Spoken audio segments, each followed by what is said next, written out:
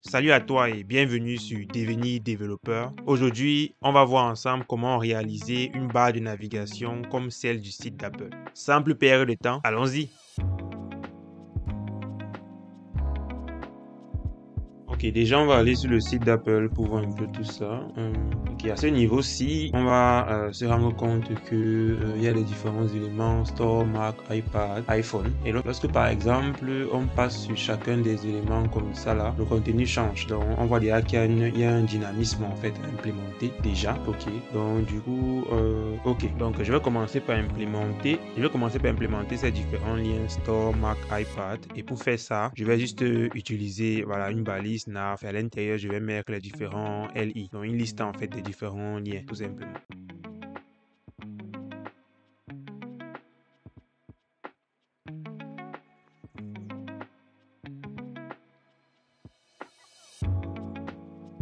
Pour cette icône là qui vient d'Apple, cette icône d'Apple là et l'icône de recherche et l'icône du sac là, je vais aller sur Font Awesome. Là-bas, on peut avoir les icônes en fait tout simplement. Donc je vais aller là-bas pour pouvoir télécharger tout ça.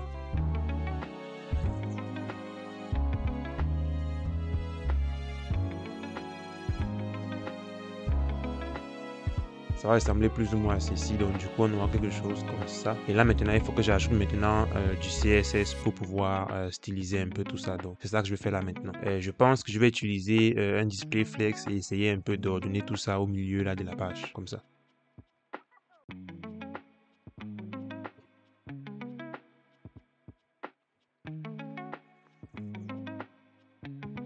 Donc du coup, avec le CSS, ça va ressembler maintenant à ceci. Donc c'est plus ou moins un peu ce qu'on a ici. Bon bref, je pense que j'ai un peu micro en bas. Je vais un peu essayer de remonter comme ça vers le haut. Je pense que ça fait... Ouais, je vais essayer de remonter vers le haut.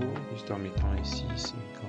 Ouais, voilà. Je pense que ça fait plus ou moins déjà l'affaire là comme ça. Et c'est un peu à ça que ça va ressembler. Un peu plus d'espace un peu, je crois aussi. Je vais mettre ici tout simplement 40 comme ça. On aura quelque chose comme ça. Voilà. Là maintenant, c'est déjà fait. En ce qui concerne les différents liens, on a quand même quelque chose qui est assez intéressant là, comme ça. À ce niveau, le résultat est plutôt statique. Alors, ce qu'on va faire maintenant, c'est qu'on va aller sur le site d'Apple. On va essayer de regarder. Lorsqu'on passe au-dessus comme ça, on se rend compte qu'il y a comme ce bloc-ci là qui apparaît. Et ce bloc-ci là, ça occupe tout l'espace. Ça a un fond blanc. Donc, du coup, on peut imaginer qu'il y a un bloc dans lequel les éléments vont changer de façon dynamique selon le lien sur lequel on se trouve. Donc, on va d'abord commencer par implémenter ce bloc-là, tout simplement. Allons-y.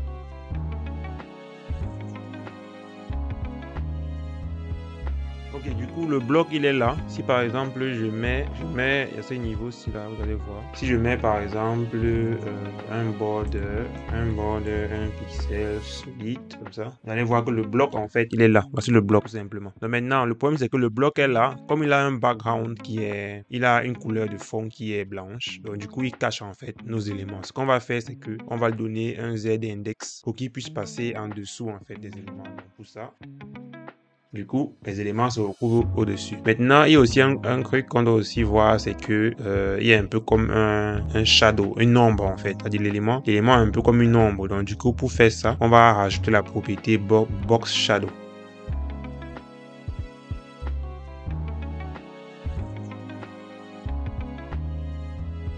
Alors là, on a implémenté notre box et ça va plus ou moins ressembler à ceci, comme ceci.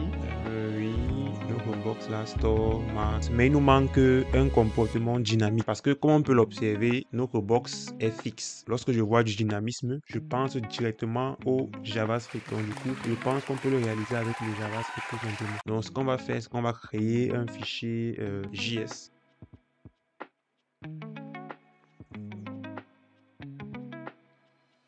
Alors, ce que je compte faire maintenant, c'est que je vais manipuler un peu du DOM. Ce que je vais faire, c'est que je vais récupérer les éléments LI et je vais également récupérer mon box là, mon gros box qui prend toute la place là. Je vais également le récupérer pour pouvoir le manipuler depuis le JavaScript en fait. Ok.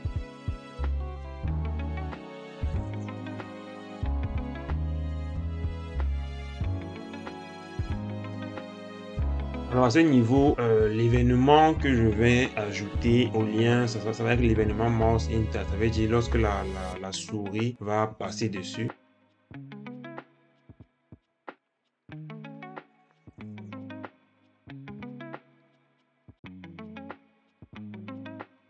Donc, du coup, je vais également ajouter un événement au niveau de box pour dire que lorsqu'on le mouse leave, ça veut dire lorsqu'on le laisse, lorsqu'on n'est plus dans lui, je veux le faire disparaître.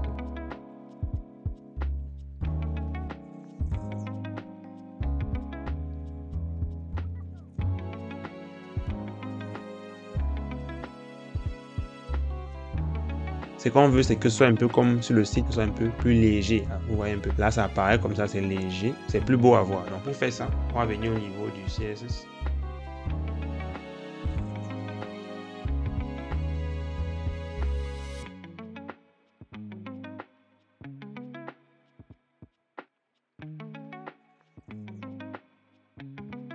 Donc là, plus ou moins le comportement qu'on veut avoir. Maintenant, c'est plus ou moins déjà le comportement qu'on veut avoir. Ce que maintenant on va faire, c'est que à chaque fois qu'il va être sur chaque lien, on va afficher un contenu dynamique en fait. Pour chaque lien, il y aura un contenu dynamique, un peu comme sur le site, un peu exactement comme sur le site d'Apple. On va se rendre compte qu'ici, il y a des différents tests en fait. Donc du coup, ce qu'on va faire, c'est qu'au niveau de nos JavaScript, on va venir ici et à chaque fois comme ça, on va vérifier le link.test content comme ça. On regarde à quoi c'est égal. Donc, si c'est égal par exemple à store, qu'est-ce qu'on affiche? Un peu comme ça. Si c'est égal à store, qu'est-ce qu'on affiche ici? Si c'est égal à... Non, c'est un peu comme si je venais à vérifier ce qui est à ce niveau-ci là. Donc, c'est ça un peu qu'on va vérifier pour pouvoir afficher. Voilà.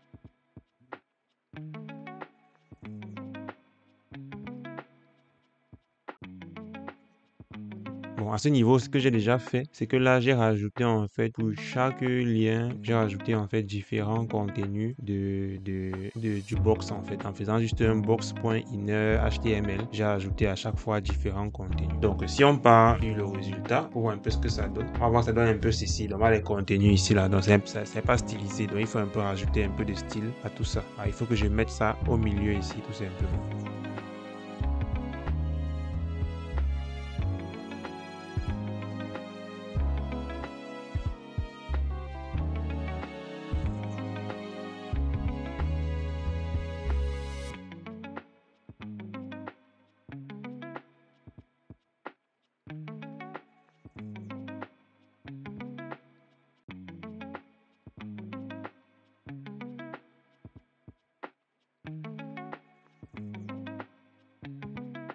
Je pense que là maintenant, il faut juste rajouter en fait les bonnes tailles et peut-être encore plus d'espace entre les éléments. Chaque lien a son contenu, donc ça correspond en fait à ce comportement-là. Et maintenant, je pense qu'il va falloir juste rajouter les bonnes tailles et peut-être encore un peu plus d'espace sur ces différents éléments. Donc sinon, en gros, c'est déjà ça. Donc ça fait déjà le travail tout simplement. Bon, sinon, en gros, c'est déjà à ça que ressemble la barre de navigation du site d'Apple. Alors, merci d'avoir regardé la vidéo. C'était Cyril. Si elle vous a plu, abonnez-vous, likez, partagez pour ne pas rater les prochaines vidéos. On se dit à la prochaine pour une nouvelle vidéo. Ciao.